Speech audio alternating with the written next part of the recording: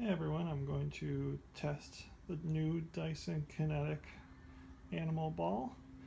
I just vacuumed my floors this morning with the Dyson 33, which I traded in for this.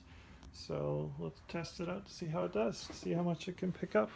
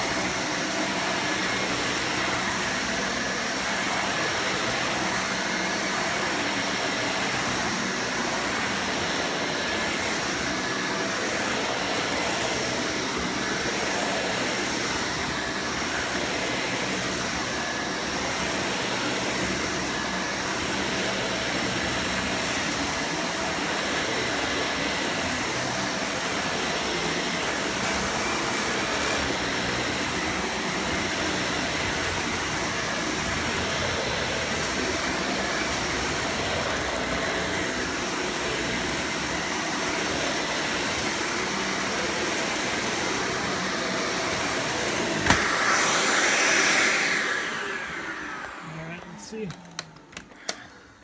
And that's how much was in there.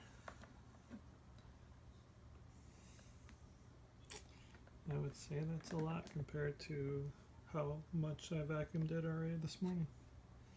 Pretty awesome.